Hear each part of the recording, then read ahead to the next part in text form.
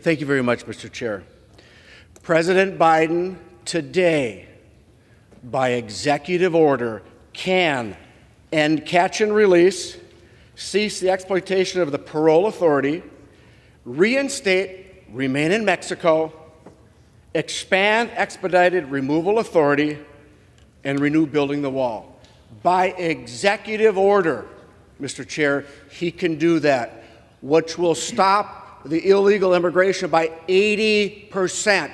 Just those executive orders. And he can do that today. Mr. Speaker, I am horrified and I am dismayed. We have been shouting from the rooftops that the border is in crisis for years. And finally, my colleagues on the other side of the aisle are beginning to acknowledge there is a problem.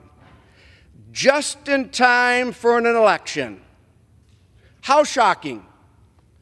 Just like when they switched from defund the police to pro-police rhetoric in 2022, just before the election.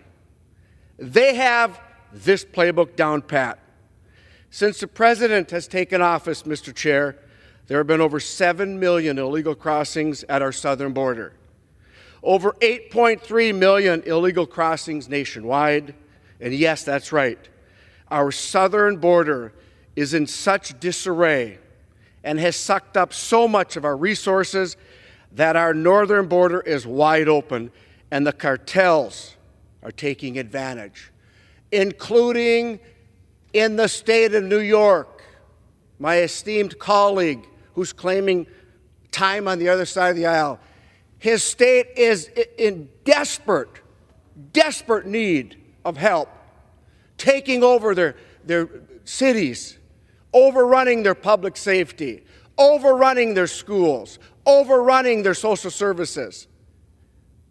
And he stands up here, Mr. Chair, says there's nothing wrong. This crisis is personal, and it is impacting the safety and security of my constituents. In 2022, Minnesota resort owners along the Canadian border in Minnesota caught illegal immigrants trespassing on their property. And last fall, a young girl in Bemidji, Minnesota was sexually assaulted, and there were found 11 illegal immigrants were found at the scene.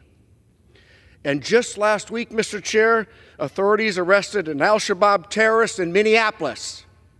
The terrorist was caught at the southern border 1 year prior and released back into our country by the Biden administration's and catch and release. Allowed him to roam for 1 year in this country. And it's alleged, Mr. Chair, that he was trading in illegal arms. I fear it's only a matter of time before another September 11th occurs on our soil, and we must not let that happen. If Democrats were serious about making our border secure, they'd encourage their colleagues in the Senate to pass the already House bill H.R. 2, the strongest worded piece of legislation on our border in this country's history. They can get it to his desk immediately for President Biden to sign.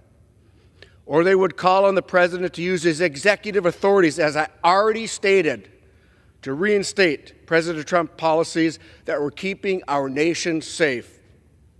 But they are not serious. So yes, I'm here today to beg my colleagues on the other side of the aisle to vote for this bill that would make illegal immigrants convicted of a DUI deportable or inadmissible to our country.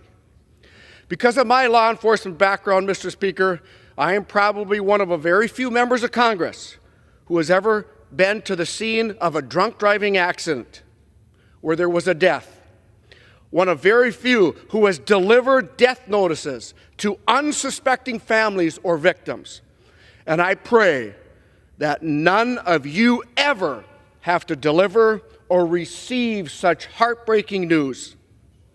At a minimum, Mr. Chair, we should keep illegal immigrants who drive under the influence of alcohol and put people's lives in danger out of this country. And to my Democratic colleagues, I ask, get on the side of public safety and law enforcement all of the time, not just during election years. This is an easy vote, and I ask my colleagues to do the right thing and vote yes on H.R. 6976, and I yield back.